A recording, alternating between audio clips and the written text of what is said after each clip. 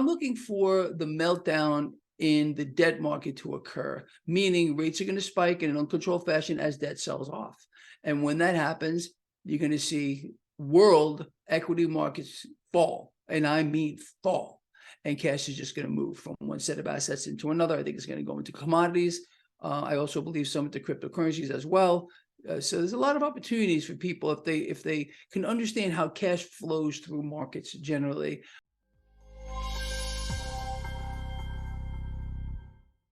On today's episode of the WTFinance podcast, I'm privileged to welcome back Gregory Mannarino, who's the Robin Hood of Wall Street and the founder of Trader's Choice. So, Greg, thanks for joining the podcast again. Great to be here. Thank you, and I appreciate it. No problem. And it definitely seems like we need Robin Hood at the moment with everything that's happening in the world of banking. So, yeah, from your perspective, what are you seeing? It seems like banks are collapsing left, right, and center. The Fed's bailing everyone out. What's your opinion on what's happening? Well, I think this is something that at least I'm sure you and me and the people that follow our work, we expect this. I mean, this is what have I been saying, and I'm sure you too, is we haven't seen anything yet. This is nothing. We have a situation here clearly where central banks are trying to destroy the global economy by destroying the consumer here. The availability of credit is drying up. Liquidity is drying up here. And like I covered earlier in one of my own reports this later on the day today, it's not just the banks here, but it's the small businesses that are getting crushed here as well. It's all by design, to fulfill the corporate agenda. And then a bunch of other things here. But I really mean what I'm saying is I don't think we've seen anything yet here. It's a power grab. It's all about control here, consolidation of power. I think we're going to see a lot of mergers between smaller banks and these larger institutions. They're all in the same boat, really, but the bigger ones can fare better for a few reasons. Number one is they have a lot of capital here. They have a main line to the central banks, of course. So we're going to see this consolidate. And I think, unfortunately, it's not going to bode very well for people. If we lose power, if we have to sacrifice our freedoms and liberties just so these banks can consolidate their power, I think we're all in a lot of trouble. I really, really do. And this, unfortunately, is something that's been going on for quite a while. It's leading up to a climax, and that climax is going to be absolutely off the Richter scale. I think we're going to see a complete meltdown of the global debt-based system here. We're going to see a credit freeze, a locking up of the system. I think this is going to be global as well. But of course, if they're going to offer us a solution, which they already have, problem, reaction, solution, it's a pretty astonishing thing. But I think because, we're working hard to keep our listeners ahead of the curve, they're going to be fine. They're going to have the best chance of getting through this. Yeah, which is the most important thing. And as you said there, the US is quite a unique place because it has thousands and thousands of banks. You compare that to, Switzerland now that only has one, or Canada. That's right. Only one. How crazy is that? I mean, you want to talk about a consolidation of power? I mean, but we're going to, obviously, it's not going to get that dramatic here in the United States and probably not where you are, but we're going to see this. It's a lot of change is coming. And I think it's going to be very rapid. And the thing is with people, you and me and the people that follow our work, we see this for what it is. But most people don't, either they're not paying attention or they don't care. They've been lulled into some sense of I don't know what. As long as they feel that their cash is safe, they don't care about nothing else. They're willing to sacrifice freedoms and liberties and everything else to be taken care of by, I guess, this new system that's upon us, really. Yeah, and especially with SVB, it sounds like they backed basically all depositors. So it seems like that's probably going to be the thing. They're probably going to just say, "Oh, you know what? We're going to look after your money. We're going to back all deposits in all banks." But then, as you said, there's this consolidation and sort of this power grab that they're looking to do. Yeah, well, that's what people are going to do. They're going to say, "Oh, well, at least my money is safe. I don't care if there's only one bank. I don't care as long as my cash is safe. As long as I'm going to be okay." But then people don't realize that, when you have this kind of a thing going on, this consolidation of power, this just means more control. And, I know that you don't like to be controlled. I don't like to be controlled. I'd like to be free, although it's very difficult to be free today. What are we free to do? It's an incredible thing, but it's becoming that way. It's been this way for quite a long time, unfortunately, here. And the writing's been on the wall for years, years and years and years.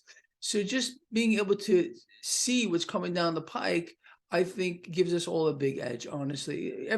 I think everyone who has the slightest clue is seeing what they would have expected right now with regard to the global economy, why central banks are raising rates, why we're seeing this banking financial crisis, how they're trying to instill confidence in the people. Confidence, it's a con job. The entire system is illiquid. The entire system is melting down by design here. Central banks are pulling liquidity out of the system and they can, and no matter what they do, they can't fill the gap anyway. I mean, the system constantly requires more and more and more liquidity, debt, or credit, however you want to look at it. It's all the same thing. It's exponential every day. So they can never fix it. The whole system functions in a constant deficit. And that deficit gets bigger and bigger and bigger and bigger, literally every moment of every single day. And this is why, again, this system here, it's run its course. The global debt-based model is run its course. So that's why they need a new system here. We have the Fed now pay, instant payments all over the world. And this is, again, a setup for what's coming. It's so obvious, isn't it? I mean, to people like you and me, it is. And at least the people I think that follow our work. Yeah, definitely. So how are they sort of pulling out liquidity from the markets? So I guess if someone looks at that, they're like, well, there's more debt than there ever has been. There's more dollars Well, than yeah, there it's an ever has interesting been. paradox.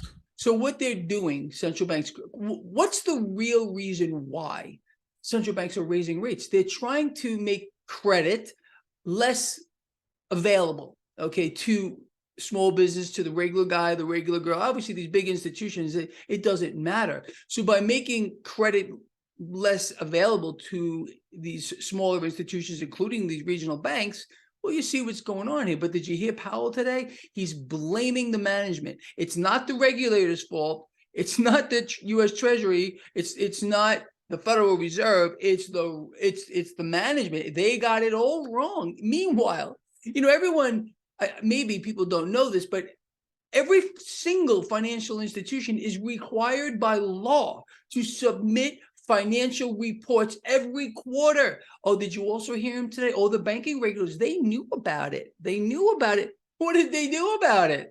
Why aren't they being held to account? But that's what's going on here. Central banks are really trying to crush the economy, kill the consumer by making credit less available.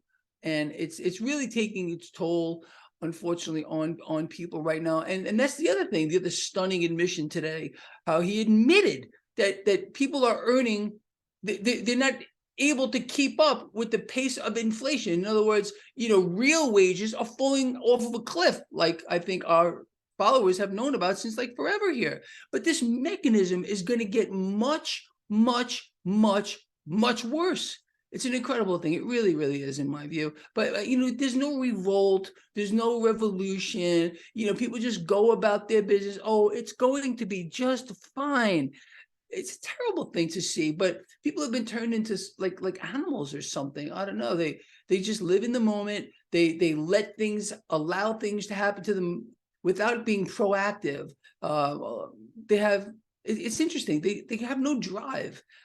Me, you see how worked up I get on my videos. I mean, if more people were like me, I think we would have a revolution. Yeah, definitely. But I feel like if we had a 2008 again, where all these banks got bailed out and the same things happened, I feel like people probably wouldn't be happy about that. And I think there would be maybe not a revolution, but protests. We've seen that recently in the US and all countries. There's more protests than ever because there's sort of, from my opinion, people are sort of leaning center left and they're wanting, lots of strikes. There's more focus on trying to get that wage increase because of the inflation. And if these bankers and banks got bailed out, then there'd be that. I think that would happen. Yeah, of course there would be some protests, like over here we had Occupy Wall Street, which I said would fail. I wrote a book, The Politics of Money, years ago, and I said this will fail. I wrote that book while it was going on. It was a dead revolt or whatever it was right at the get-go here. And again, look, there's not enough people. If that would have grown, it would have worked, but it doesn't. unfortunately, these things don't catch on, and people will again be lulled into this sense of acceptance, as they always are, as long as they are taken care of here. I mean, that's what they do. They polarize people. They keep people in different camps, and they can't allow people to come together, because if people came together, then we could win. So this is why we have all of the divisiveness in society today, unfortunately, and it's thrust upon us by the media, by everything else. And with that mechanism in place, it's very, very difficult to win. Yeah, definitely. And we've seen the Fed's balance sheet. I think it's increased by over 300 billion in last week, and a In a lot more week. now. Yeah. Yeah, and then what did Powell say today? Oh, the system is liquid.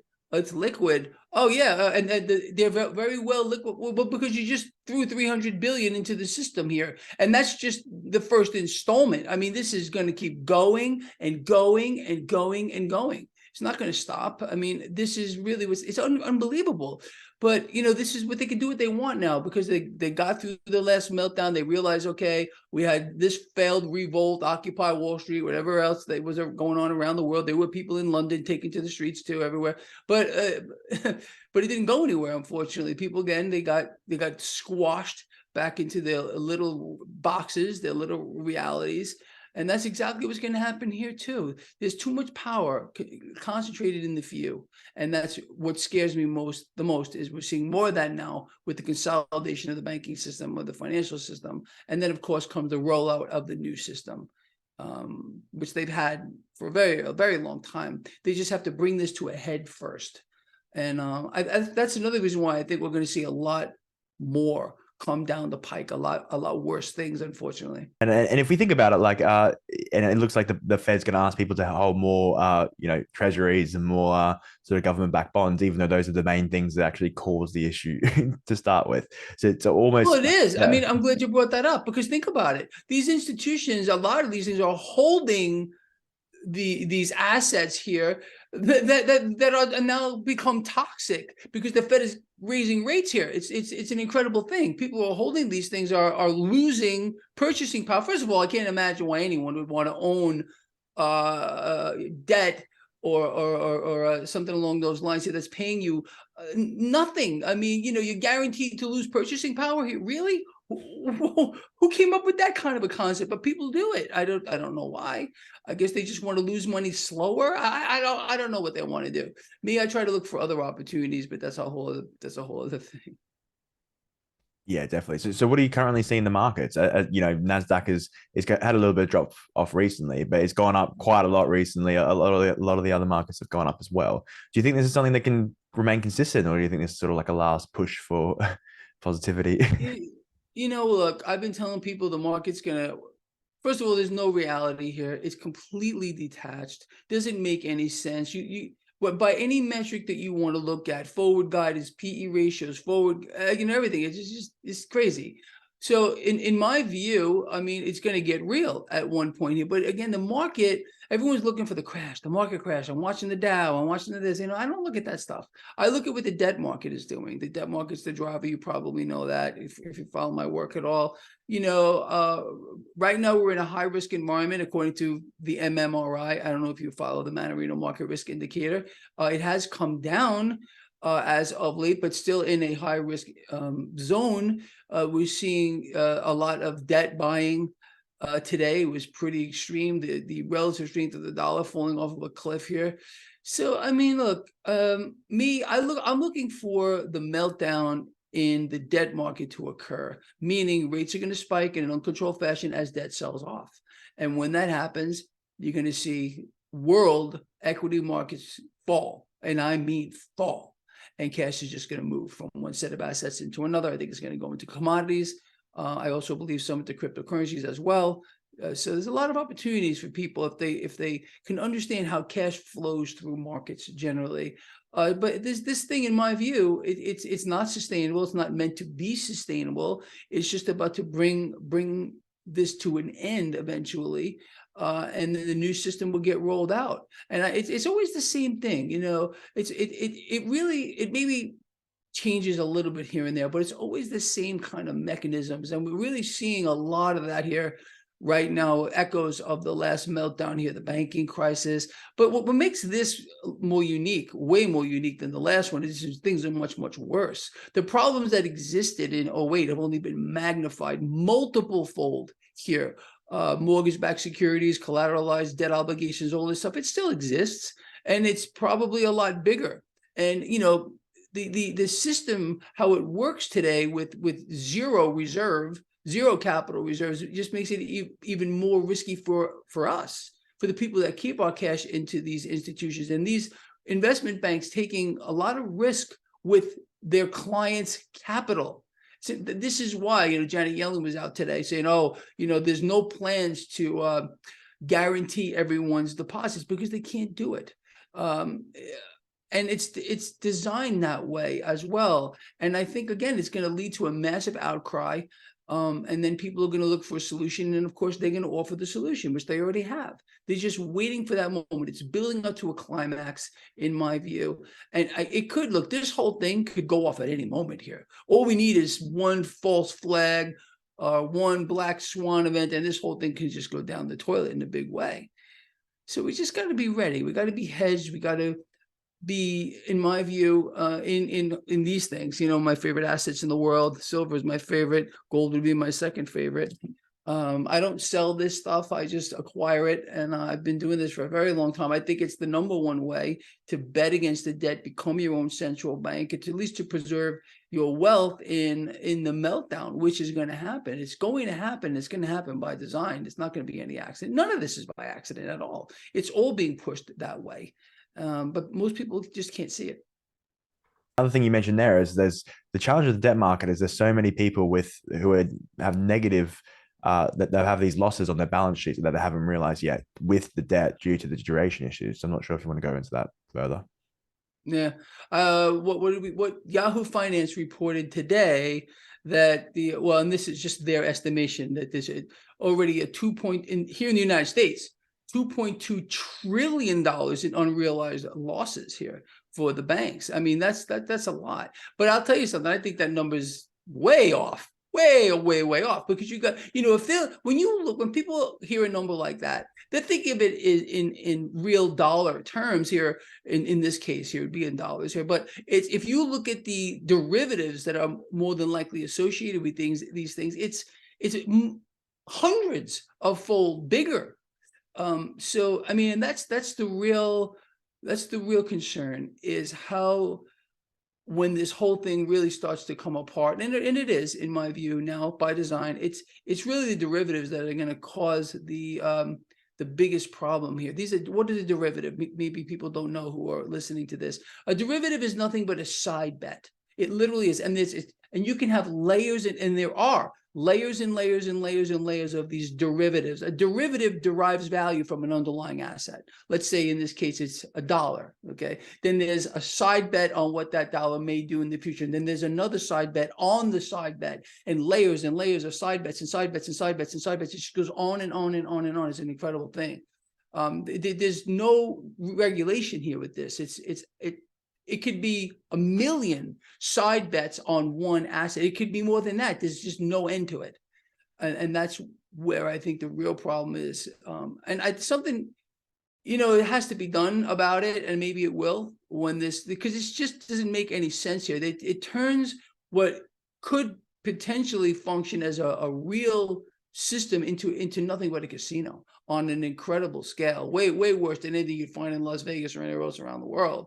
But that's the real issue here, is the derivatives, and no one even knows how big it is. It's in the quadrillions. It's in the multiple quadrillions, and it's frightening to think about how the system functions this way, but it does. It's crazy.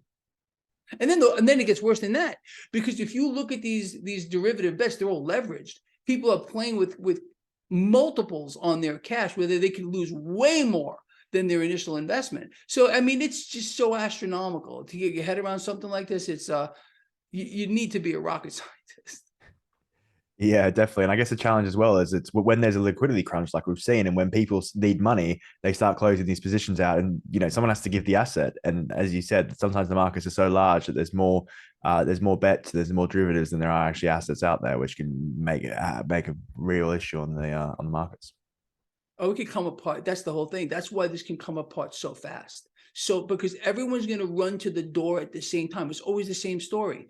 This is why, for example, if you're just looking at stock XYZ, stock XYZ could take 3 years to go from X to Y, and then from Y back to X in like a month. 3 years to a month. I mean, that's how it works here, because everyone wants out. Everyone runs to the door at the same time. And then people are trying to sell their assets and they can't. They put, let's say, for example, okay, I'm willing to take X for my assets here. All of a sudden, there's no buyers. Okay, I'm going to lower the price. I'm willing to take this. Oh, no buyers. I'm willing to take now. And all of a sudden, it's just they're willing to take anything to just get rid of it. And that's what drives the markets down so fast, unfortunately. But I think we're going to see more of that. I mean, today was interesting. If you watched the Fed decision, I don't know if you had the displeasure of listening to it open its mouth, the vomitous mass thing that it is, and you know how the market reacted afterwards. As it's interesting here. I mean, this is going to get real for people, unfortunately, and people are going to get hurt. And then what's going to happen is they're going to go, "What happened?" As they always do. What happened? Nobody told me. Did no one really see this coming? Where were the regulators? Where was the Fed? Where was this? You know, it's just crazy. Where were our politicians here? We don't have any representation over here, and I'm sure you don't have any over there. It's the same story around the world. It's crazy. It's absolutely crazy. It's a madhouse. It's an absolute freaking madhouse. It's a mechanism to destroy people. It really, really is, honestly, in my view. And that's exactly what they're doing here. They're creating a new society, a whole new feudal system on a global scale here. And more wealth is going to be concentrated in the few, and most people are going to get nothing. They're going down. They're going down to the lower rung of society where they can be controlled. People, again, they're going to be, and I've been saying this for I don't know how many months now, they're creating dependency on the current system. They need more people dependent on the current system. The more people that can get dependent on the current system, the easier it is to control them. And that's what this is all about. This is why we're seeing this consolidation in the banking system, the consolidation of power in every which way you want to think about it, so they can exert more control on people. Unfortunately, there's those rebellious souls like you and I and the people that follow our work. But we're a dying breed. We really are. We're definitely a dying breed. Yeah, it's tough. So you mentioned that you think things are going to get a lot worse, and there could be a big catalyst. What are you watching out for? Is it going to be another bank? Is it going to be a big US bank? What are your thoughts?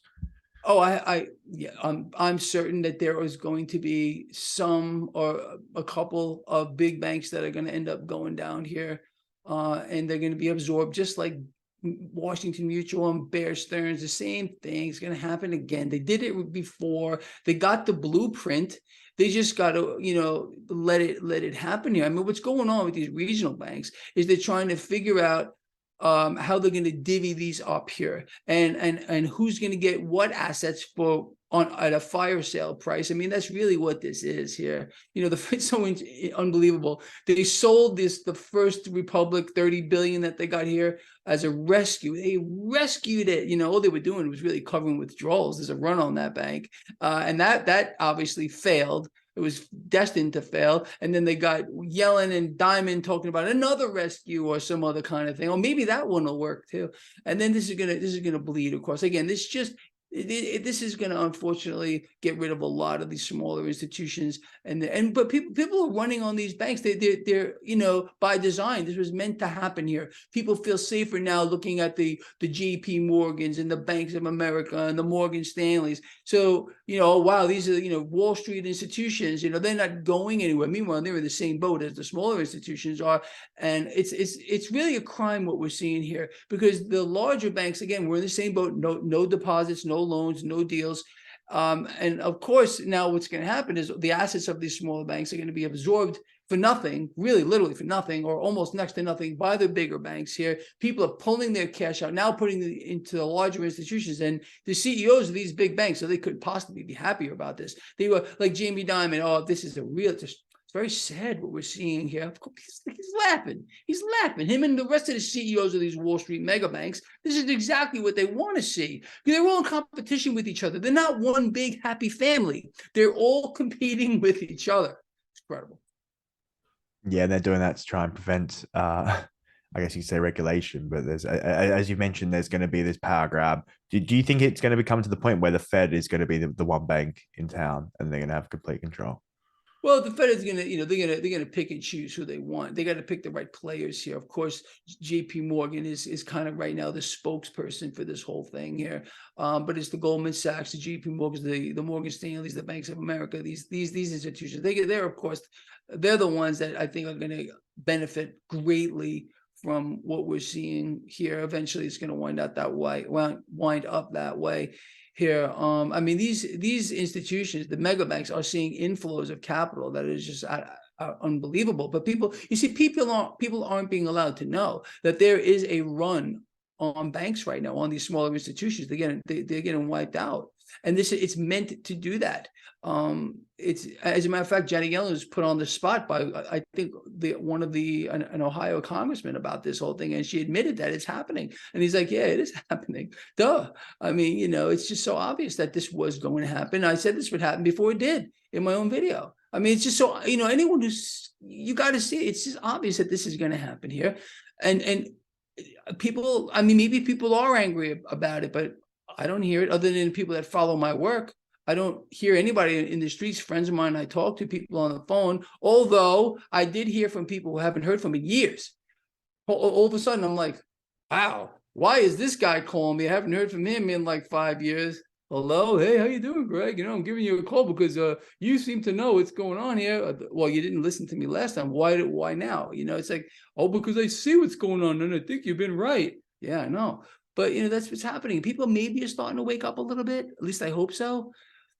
It's too late though. They can't do anything at this point. What are they going to do? People are going to take their cash out of the smaller institutions, put them into the big banks, and then they're going to go, okay, I'm all good. And they're really not. I mean, look, all this means is, again, what have I been telling people? I'm saying take your cash out of these institutions for I don't know how freaking long here. Keep in them only what you need. The rest of it, I don't know, dig a hole in the yard.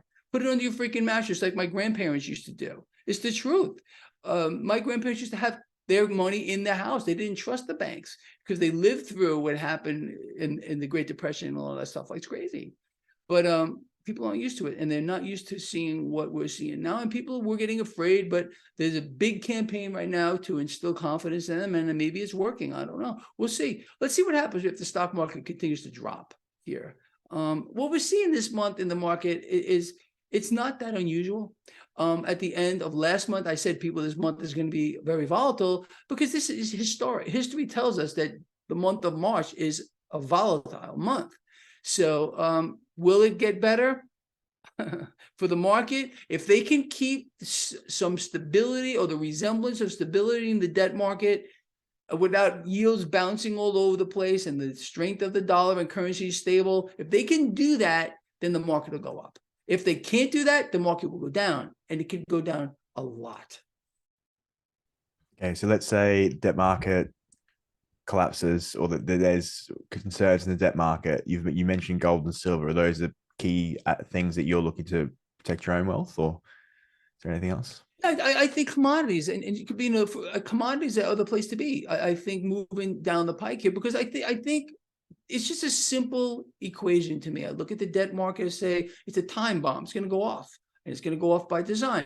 That's going to kill this world equity market. The case is just going to move. It doesn't just fly away to money heaven. It just moves from one reality into another reality. And I think commodities, because they're real things that you can hold, you can feel them, they're actually real. That's where cash is going to go. But with that said, with things you can't actually hold, I think some cryptos, probably the big ones, are going to see inflows, and they could be substantial too. Not everyone is like, okay, I want to put all my cash in this one asset. There are some people that are like diehard believers in cryptocurrency, XYZ, whatever it might be. And more than likely, I think that we're going to see some of that. A lot of these things are finite. So for that reason, you're going to end up seeing some of them, I think, benefit. And, when Bitcoin comes to mind because it's the granddaddy of them all. And I think Bitcoin has the potential to go much, much higher in this kind of a scenario here that I'm outlining. But it's not just going to be Bitcoin. It'll be a lot of the bigger ones, the ones that people talk about. You want to find out which ones people should be looking at, just go on a crypto chat room. What are they talking about? Which ones are getting floated out in the media, whatever. And those are the ones that, are going to get the most attention here. But in my view, and I'm never going to change my view on this. I can't imagine something would change my view. But I think physical silver is the most undervalued asset ever. And I say that not because I think it's pretty and I like to touch it. I say it because I just look at a few things. I look at the Dow Jones Industrial Average to gold ratio. What's the ratio between these two? And then I look at the gold silver ratio. And I believe in a full-on meltdown. I've been telling people this for very, very, very years and years and years. I think we're going to get a par between gold and the Dow Jones Industrial Average. We don't know where the bottom is. No one knows where the bottom is here. When we get this implosion in the debt market, which is going to happen in my view, I've never wavered from that. You're going to see the Dow plummet. The stock markets around the world plummet. Where's the bottom with the Dow? I don't know. And no one knows because the Fed jumped in at Dow 6,000 with QE1. The bottom could be lower than 6,000. But let's just say if it was 6,000, I believe gold could be 6,000 or equal with the Dow. And then the gold silver ratio will be, you could easily go to 10 to 1, 9 to 1, something like that along those lines. There are some people that believe gold is going to be worth, silver is going to be worth more than gold. I don't believe that, honestly. But I do think that ratio is going to tighten up a lot. What are we at now? Like a 40 something to 1 with regard to the Dow, this gold silver ratio is outrageous. And that's going to normalize big time.